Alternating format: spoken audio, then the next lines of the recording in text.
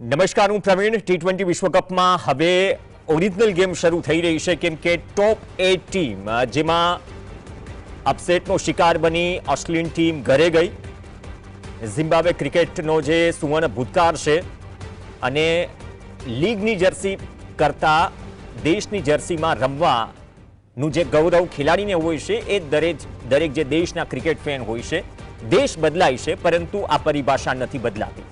તો Zimbabwe super 8માં પહોંચી છે, પણ ઇન્ડિયન ટીમ જે ગ્રુપમાં છે તે ગ્રુપનો પહેલો મુકાબલો અગ્નિ પરીક્ષાથી માંડીને રિયલ ટેસ્ટથી માંડીને બધું જે કંઈ પણ હતું ગ્રુપ સ્ટેજમાં થઈ ગયું. ઘણા અપ્સ એન્ડ ડાઉન વચ્ચે ઇન્ડિયન ટીમ અજેય રહી પહોંચી સુપર 8માં. દક્ષિણ આફ્રિકન ટીમ સામે અમદાવાદમાં પહેલો મુકાબલો છે અને દક્ષિણ આફ્રિકન ટીમ ગ્રુપ સ્ટેજના 3 મુકાબલા અમદાવાદમાં જ રમી છે. અને ફાઇનલ કરતાં પણ રોમાંચક ગેમ દક્ષિણ આફ્રિકા સામે જ્યારે અફઘાનિસ્તાન હતું, 2-2 સુપર ઓવર થઈ ટાઈ થયા પછી અને તેનું રિઝલ્ટ આપ્યું તો દક્ષિણ આફ્રિકા તેમાંથી પણ પસાર થઈ. પણ આ બંને 2024ના ટી20 વિશ્વકપની ફાઇનલિસ્ટ ટીમ છે, એટલે એ કહેવામાં કોઈ અતિશયોક્તિ નથી કે બેસ્ટ ઓફ ધ બેસ્ટ આમને સામને છે અને બંને ટીમ ગ્રુપ સ્ટેજમાં અજેય રહી. ઇન્ડિયન ટીમ માટે સૌથી મોટો સવાલ એ છે કે ઓવરઓલ ટુર્નામેન્ટમાં સ્પિનર્સ સામે સ્ટ્રાઇક રેટના મામલે ઇન્ડિયન ટીમના આંકડાઓ ઇમ્પ્રૂવ છે માત્ર 2 ટીમોની કમ્પેરિઝનમાં, ઓમાન અને નેપાળ. તેના કરતાં જ સારા છે.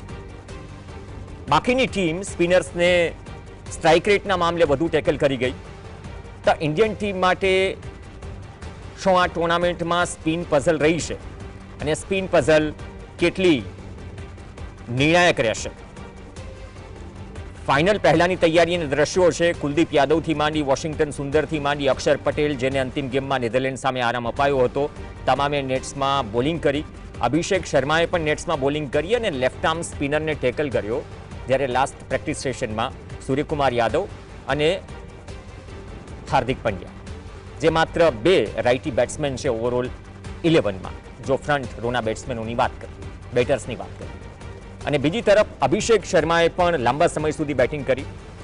સંજુ સેમસને પણ વોશિંગ્ટન સુંદર સામે લાંબા સમય સુધી નેટ્સ કરી.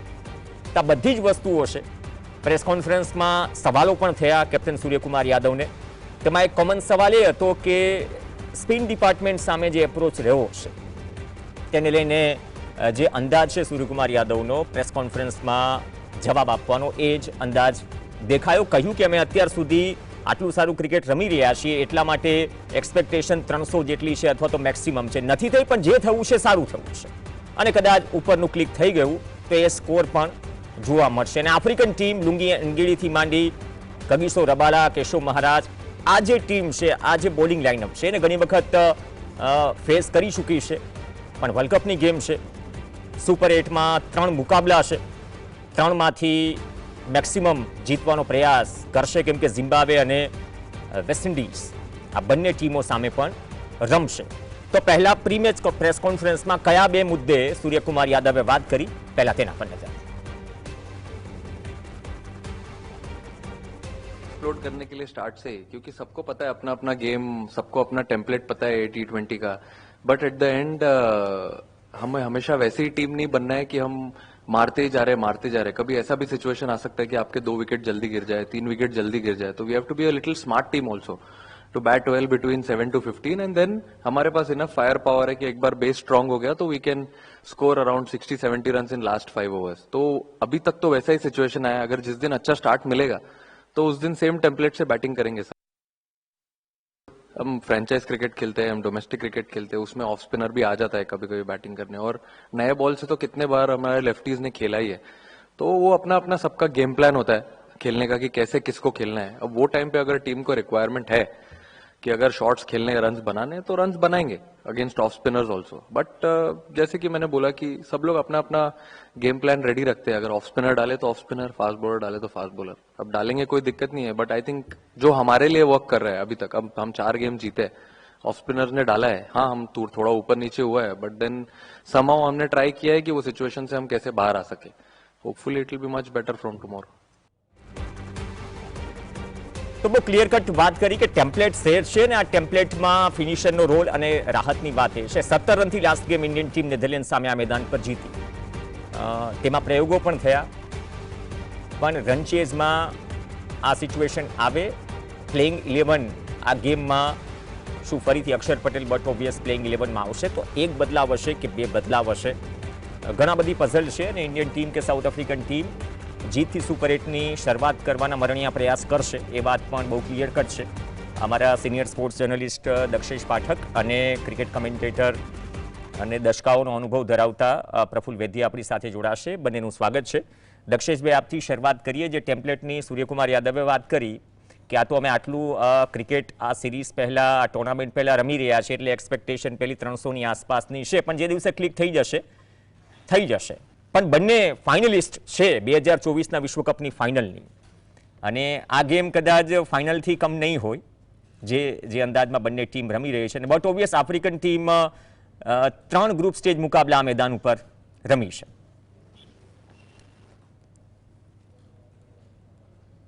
દક્ષેશભાઈ.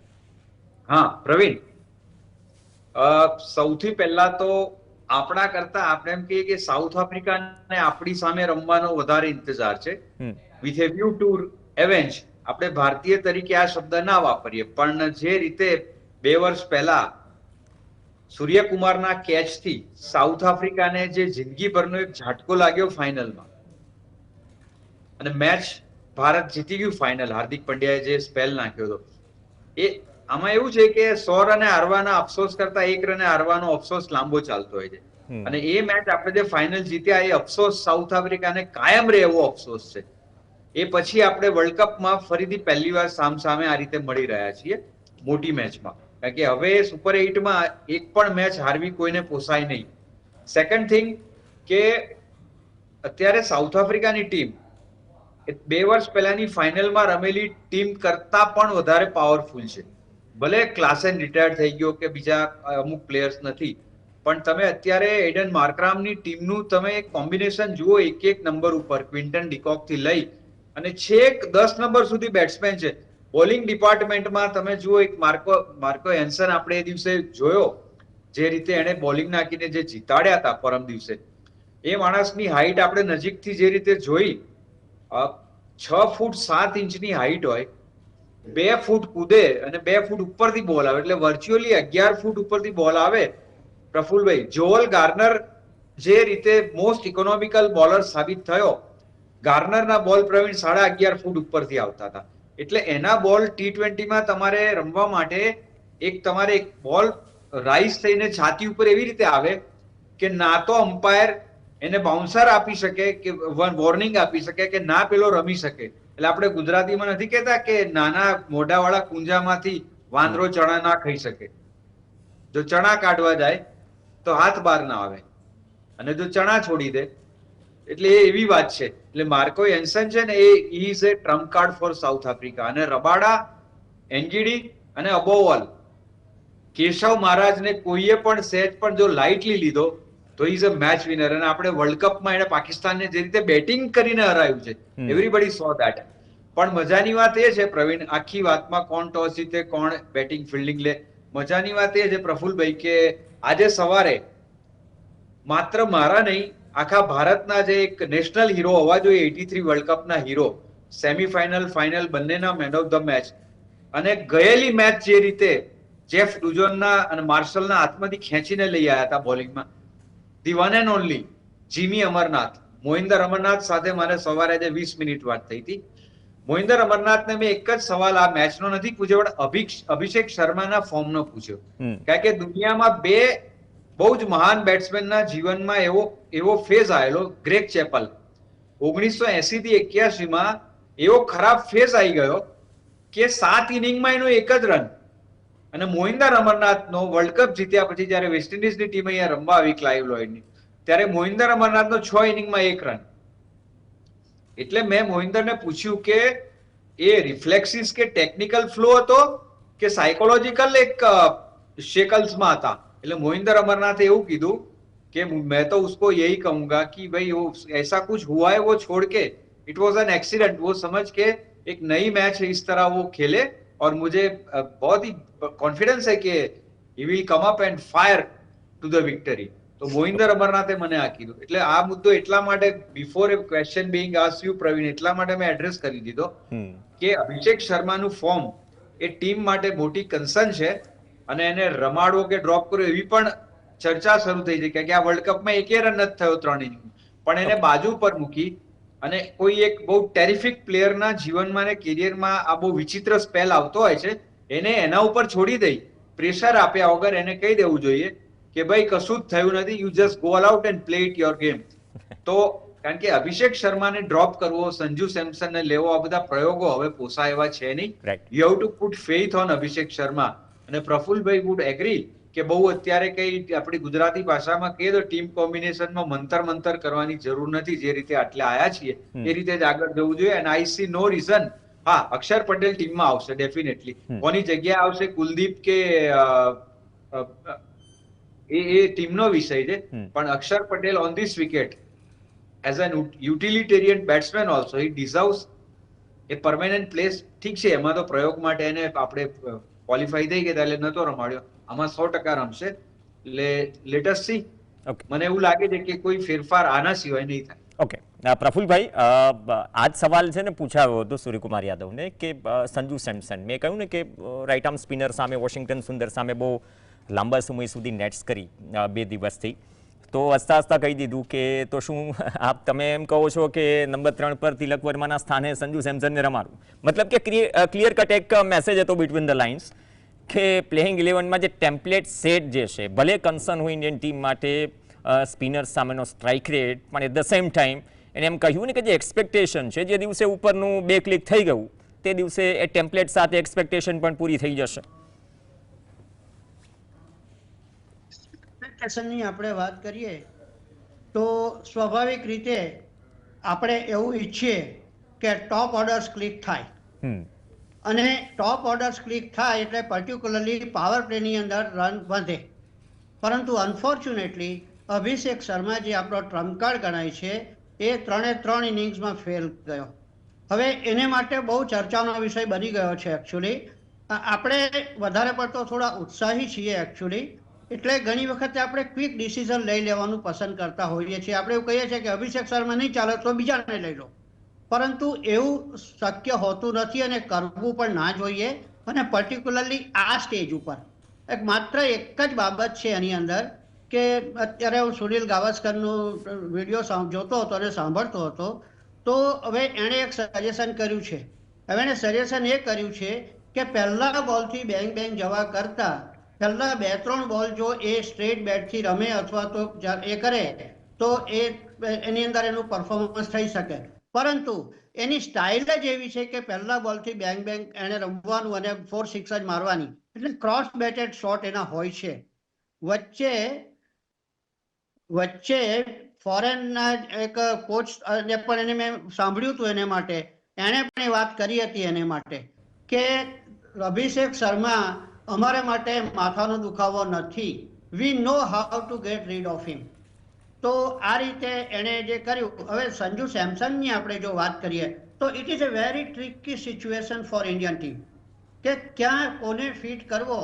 કારણ કે આપણે હંમેશા કહેતા આવ્યા છીએ કે આ પ્રોબ્લેમ ઓફ પ્લેન્ટી છે ભારતને માટે. અને બીજો અત્યારે સ્પિનર માટે જે ઇસ્યુ થયો છે એ ખાસ કરીને ઓફ સ્પિનરનો ઇસ્યુ થયો છે કે ઓફ સ્પિનર ડોમિનેટ કરે છે. Not in sense of claiming વિકેટો પણ એમણે વધારે લીધી જ છે, પરંતુ રન રિસ્ટ્રિક્ટ કરવામાં ઓફ સ્પિનરનો રોલ વધારે રહ્યો છે. અને middle even not only that, પણ પાવર પ્લેમાં બી સ્પિનર આવી જાય છે. અને આપણા જે બેટ્સમેનો જે છે 8માંથી 6 બેટ્સમેનો આપણા લેફ્ટ હેન્ડર્સ છે. અને નોર્મલી બધા સામાન્ય ક્રિકેટનું નોલેજ ધરાવતા આપણે જાણીએ છીએ કે ઓફ સ્પિનર હોય એ લેફ્ટ હેન્ડર માટે થોડું મુશ્કેલ બને. અને પરિણામે પ્રતિસ્પર્ધી ટીમોએ આ બાબતનું ઓબ્ઝર્વેશન કરીને આપણા ઓપન બેટ્સમેનો ઉપર આ અખત્યાર કર્યું છે. તેમ છતાં પણ આપણે એ ભૂલવું ના જોઈએ કે અભિષેક શર્મા આપણો જે ટ્રમ્પ કાર્ડ છે તે 3 મેચમાં ફેલ ગયો, છતાં આપણે બધી મેચો જીત્યા. તેનું કારણ છે કે આપણું લોઅર ઓર્ડર, મિડલ ઓર્ડર એટલું સ્ટ્રોંગ છે કે એને માટે કોઈ પ્રોબ્લેમ આવતો નથી આપણે માટે. અને બીજી બાબત આપણે જો વાત કરીએ તો સાઉથ આફ્રિકાની જો આપણે વાત કરીએ તો સાઉથ આફ્રિકા બહુ ટ્રીકી ટીમ છે આમ જોઈએ તો. એ લોકોની મેચો જે કન્વિન્સિંગ પણ જીત્યા છે, પરંતુ અફઘાનિસ્તાનમાં 2 સુપર ઓવર પછી એ લોકો જીત્યા. કદાચ આ એટલે સિચ્યુએશન crucial નેપાળ stage સામે પણ થઈ રહ્યો. હતી લાસ્ટ T20 વિશ્વકપમાં. 2 ગેમ એવી નેરો હતી દક્ષિણ આફ્રિકા માટે 2 વર્ષ પહેલા પણ, કે જ્યારે બહુ ક્લોઝ આવીને નેપાળ હોય, અફઘાનિસ્તાન હોય કે એ જીત્યા હતા. તો આ પરિસ્થિતિઓમાંથી પસાર થતી રહી છે African team end of the day. પણ દક્ષેશભાઈ જે વાત કરી કે ઇરેસ્મસ હોય નામીબિયાનો કે પછી નેધરલેન્ડ સામેનો રાઇટ આર્મ સ્પિનર હોય, તો રાઇટ આર્મ સ્પિનર સામે જે આપણી લેફ્ટી બેટિંગ ઓર્ડર છે, વિકેટના હિસાબથી અને જે ટેક્ટિક્સના હિસાબથી ઓપોઝિશન જે રીતે ક્લિક થયું છે ગ્રુપ સ્ટેજમાં, તો ઇન્ડિયન ટીમ કન્સર્ન કરતાં એ જે, કેમ કે અત્યારે વિડીયો એનાલિસ્ટથી માંડીને ઘણી બધી સપોર્ટિંગ સ્ટાફમાં એ બધી વસ્તુઓ છે કે તમે હોમવર્ક ઓવરનાઇટ પણ કરી શકો ડે બાય ડે મુકાબલાનો. તો રાઇટ આર્મ ઓફ સ્પિનર અને બધા લેફ્ટ હેન્ડેડ બેટર્સ જે રીતે આપણે બેટલ જોઈ છે ગ્રુપ સ્ટેજમાં, કદાચ એ જ battle back of the mind Indian ટીમને પણ હશે અને બટ ઓબ્વિયસ આફ્રિકન ટીમને પણ હશે. પછી એડન માર્ક્રમ પણ બટ ઓબ્વિયસ આવશે સ્પેલ માટે, કેમ કે આ ઓપ્શન પણ ખુલ્લો છે. એડમ માર્ક્રમનો રોલ પણ મજાની બહુ વાત એ crucial છે બની છે. પ્રવીણ જી. કે આ વર્લ્ડ કપ શરૂ થયો ત્યારથી હું એક વાત ખાસ કહી રહ્યો છું કે અગાઉ 83 ના વર્લ્ડ કપમાં જ્યારે 8 ટીમોએ ઝિમ્બાબ્વેને એન્ટ્રી આપી, એ પછીના વર્લ્ડ કપ થી તમે જોવા જાઓ તો એક પછી એક ઘણી બધી નવી ટીમો એડ થઈ રહી છે. આ વખતે 20 ટીમો રમી રહી છે. અને બીજું કે ઓલિમ્પિકમાં ક્રિકેટને તમારે લાવવું હોય તો એના ઓલિમ્પિકના નિયમ પ્રમાણે એવું છે કે દુનિયાના 50 કન્ટ્રી જે ગેમ રમતા હોય એને તમે નોમિનેટ કરી શકો. એટલે મને એવું લાગે છે કે 2036ના ઓલિમ્પિકમાં જો ભારતમાં યોજાય તો એમાં ક્રિકેટનો સમાવેશ કરવા માટે એક આ બહુ જ સઘન એક્સરસાઇઝ ચાલી રહી છે. આજે 20 ટીમો રમી રહી છે ને, એમાં ક્વોલિફિકેશન રાઉન્ડમાં 50 ટીમ રમી. તો રેફરન્સ ટુ કોન્ટેક્સ્ટ એ છે કે દુનિયાની અજાણી રાષ્ટ્રોની ટીમોમાં પણ અત્યારે જે પરફોર્મન્સ થઈ રહ્યું છે ને, દુનિયાના ટોપ રિટાયર્ડ ક્રિકેટર્સ જે રીતે એને તૈયાર કરી રહ્યા છે. Coming back to the point કે આ વખતના વર્લ્ડ કપમાં જે 20 ટીમો રમી રહી છે એમાં 8 ટીમો નવી છે સાવ. પણ તમે પરફોર્મન્સનું અને કોમ્પિટિટિવનેસનું લેવલ તમે જુઓ તો જ્યારે 40 વર્ષ પહેલા ઝિમ્બાબ્વે આવ્યું, એને પણ સરપ્રાઈઝ આપી હતી ઓસ્ટ્રેલિયાને વર્લ્ડ કપની પહેલી જ મેચમાં, એ વાત અલગ છે. પણ પછી જે ટીમો આવી એમાં પ્રોફેશનલ ટીમ અને નવી એન્ટ્રી વાળી ટીમ એના કેલિબર પરફોર્મન્સમાં 80% ને 20% એવું ગણાતું હતું. એટલે આપણે 80%, બીજા 20% નવા. આ વખતે એવું થઈ ગયું છે કે ઓલમોસ્ટ 10%નો ફરક રહ્યો છે. તમે જુઓ નેધરલેન્ડ ને આ સ્કોટલેન્ડ ના બધા જે રમી રહ્યા છે, અનબિલીવેબલી સારું રમી રહ્યા છે. યુએસએ જે રીતે રમી રહ્યું છે, એના લીધે ફાયદો એ થયો કે આ બધી ટીમોમાં જે સ્પિનર્સ રમ્યા, તમારા સવાલનો જવાબ એ છે, એને આપણા લેફ્ટ હેન્ડેડ બેટ્સમેન આખા વર્લ્ડ કપની શરૂઆતની મેચમાં રમી ચૂક્યા છે અને તમામ પ્રકારના વેરિએશન્સ રમી ચૂક્યા છે. હવે ત્યારે ડુ ઓર ડાઈનો જંગ શરૂ થયો છે, ત્યારે આપણા માટે એક નવો મુદ્દો કે પેચીનો મુદ્દો ઉભો નથી કે સામેવાળા કયા સ્પિનરને લેશે તો આપણે કયા લેફ્ટી કે રાઇટીના કોમ્બિનેશન કરવા પડે. એ પ્રેક્ટિસ નહીં, ગ્રાન્ડ રિહર્સલ આપણા માટે થઈ ગયું છે. એ બહુ મોટી વાત છે. હવે તો ગણિત એક જ છે. જે પ્રફુલભાઈ કપિલ દેવનું જે ગણિત હતું 1990માં, ભારતને ફોલો ઓન બચાવવા માટે 24 રન કરવાના હતા, 9 વિકેટ પડી ગયેલી, સામે નરેન્દ્ર હિરવાણી ઉભેલો અને એડી હેમિંગ્સની બોલના 4 બોલ બાકી હતા. કપિલ દેવે 4 સિક્સર મારી દીધી, 24 રન કર્યા, ફોલો ઓન બચી ગયા અને પછીની ઓવરના પહેલા બોલે હિરવાણી આઉટ. બસ આ એક જ મેચ કે તમારી જે સ્ટ્રેન્થ છે એને જ તમે એક્સપ્લોર કરો, સામેનાની વીકનેસ કે ખૂબીઓને જોવાની નથી. હવેનું સ્ટેજ એવું છે કે don't get bog down by others calibre or capacities. Now just explore your best potential. કોના કેવા સ્પિનર છે, ફાસ્ટ બોલર છે, કેવા બેટ્સમેન છે, કેવું કોમ્બિનેશન છે, forget it, just go and win the match. હવે ગણતરીઓ કે પ્લેયર બાય પ્લેયર કાગળ ઉપર સરખામણી કરતા હવે તમારી આંતરિક શક્તિ અને વિલ પાવરની ગેમ શરૂ થાય.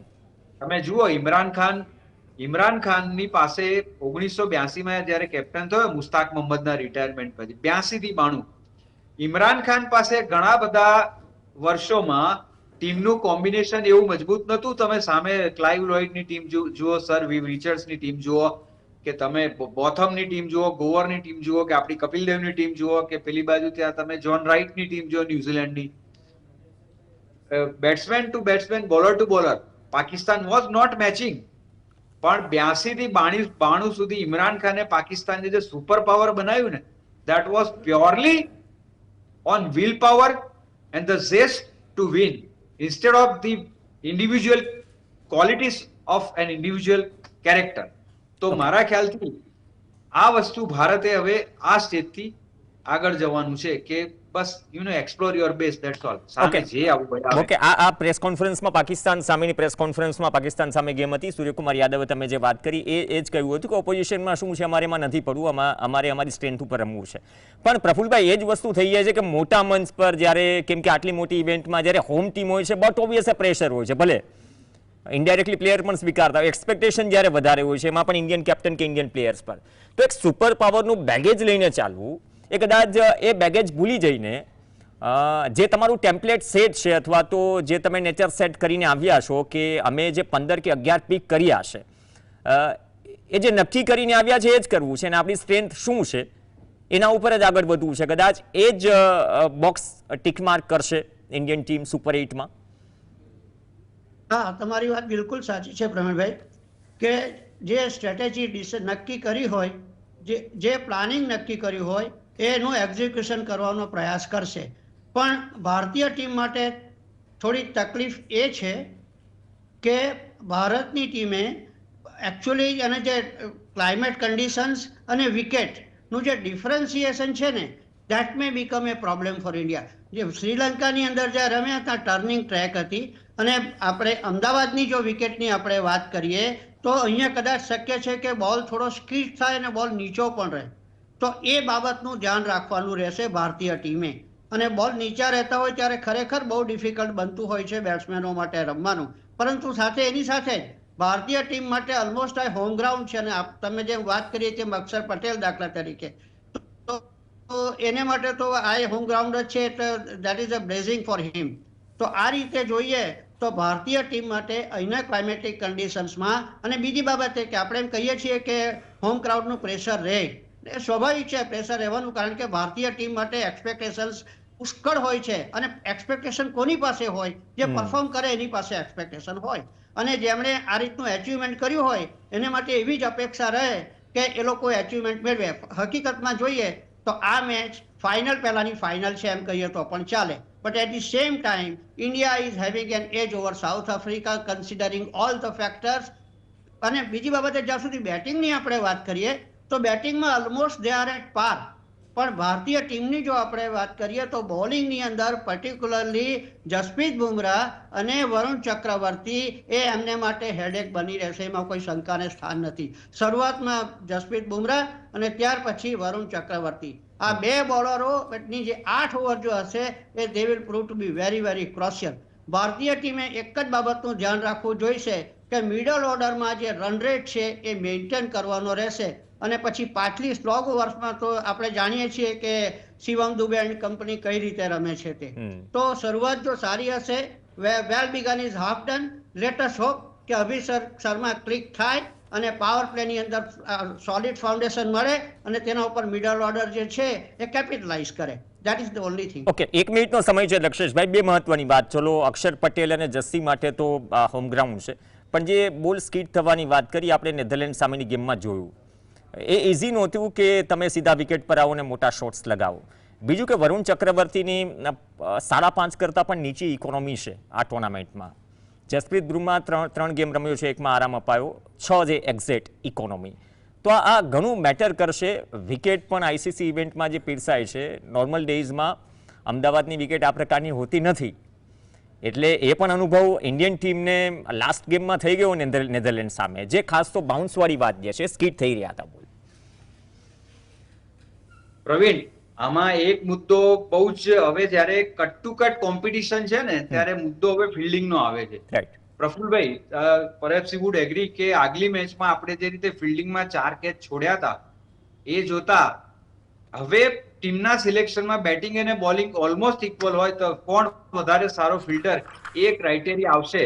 અને વરુણ ચક્રવર્તીએ જે રીતે આગલા 2 દિવસ પહેલા જે બોલિંગ કરી છે, he is a very good fielder also. Kuldeep Yadav is not that good as a fielder. પસંદગી આવશે તો અક્ષર પટેલ કુલદીપની જગ્યાએ આવશે. અને ઇવન તમને કહું કે તિલક વર્માએ જે આગલી મેચમાં જે 2 કેચ છોડ્યા હતા એ પણ એને રિપ્રિમેન્ડ કર્યો જ હશે, કારણ કે હવે મેચ કેચ થી નક્કી થશે. હવે એ સ્ટેજ ઉપર છીએ. તો આઈ થિંક કે આ મુદ્દો આજે આપણે લઈ લઈએ જી. કે ટીમ સિલેક્શનમાં જ્યારે બધું જ સરખું હોય, બોલિંગ બેટિંગ કે એકલો બેટ્સમેન કે એકલો બોલર કે allrounder, then what will count would be the better fielder. એટલે હું માનું છું કે વરુણ ચક્રવર્તી અને કુલદીપ વચ્ચે જો પસંદગીની વાત આવે, Varun Chakravarthy is a very mystery bowler. એનો બોલ ટપ્પો પડ્યા પછી ક્યાં જશે ખબર જ નથી પડતી. કુલદીપનું પણ એવું છે, કુલદીપ એટલીસ્ટ ખબર છે કે ચાઇનામેન છે. વરુણ ચક્રવર્તી મને હજી સમજાતું નથી આટલું કવર કર્યા પછી પણ આ બોલ જે રીતે જોવું છું ને, તો બેટ્સમેનની શું દશા થતી હશે મને હજી આશ્ચર્ય થાય છે, કારણ કે એનો બોલ ટપ્પો પડ્યા પછી ઓચિંતો રાઈસ થાય છે, ગુગલી થાય છે, બહાર નીકળે છે, અંદર આવે છે. સો આઈ થિંક કે Varun Chakravarthy should play, must play in this match. Hopefully combination ટીમનું એવું થાય કે અક્ષર પટેલ ટીમમાં આવે, કોની જગ્યાએ આવે, સૂર્યા માટે થોડો મામલો પેચી દો છે, પણ મને એવું લાગે વોશિંગ્ટન છે સુંદર કદાચ વોશિંગ્ટન સુંદરનું નામ એટલા માટે પ્રવીણ નથી બોલતો કે ઈચ્છો નહીં, પણ ધારો કે શરૂઆતમાં કોલેપ્સ થયો, જી. રબાડા, માર્કો એન્સન કે એનજીડી કે કોઈ ચાલી ગયા અને આપણી જી. 4-5 વિકેટ પડી ગઈ ને, તો પછી આપણી પાસે વોશિંગ્ટન સુંદર એવો એક પ્લેયર છે કે જે આપણને 70-5 પડી ગઈ હોય તો ત્યાંથી 180 સુધી જઈ શકે એવી આશા આપી શકે એવો બોલર બેટ્સમેન છે. Okay, તો- this is the only criteria which puts him ahead. Okay, બહુ સારી વાત કરી કે જે યુએસએ સામે સિચ્યુએશન થઈ એ પ્રકારની સિચ્યુએશનમાં કદાચ ડેપ્થ અને સિચ્યુએશનમાંથી બહાર કાઢવાનો પ્રશ્ન આવે ત્યારે પણ વિકલ્પો છે, પણ 11 જ રમી શકે. એ 11 કોણ રમશે કેપ્ટન અને કોચ નક્કી કરશે, પણ જે રમે તે બંને ફાઇનલિસ્ટ છે અંતિમ વિશ્વકપના. સન્ડે છે, ગેમ હાઉસફુલ રહેશે અને ગેમ બરાબરીની રહેશે, કેમ કે વિશ્વકપની અસલી મજા હવે શરૂ થઈ છે. આ 8માંથી 4 સેમિફાઇનલમાં જશે. એમાં પણ શું ગ્રુપ સ્ટેજ જેવા જે ચમત્કાર અથવા તો અપસેટ છે એ પણ જોવા મળશે કે નહીં, ઘણા બધા લટકતા પ્રશ્નો છે, પણ ફોકસ આપણે જીત પર કરવાનું છે સુપર 8માં. ધન્યવાદ પ્રફુલભાઈ અને દક્ષિશભાઈ ચર્ચામાં જોડાયા. આ સાથે ચર્ચામાં હાલ બસ આટલું જ. નમસ્કાર.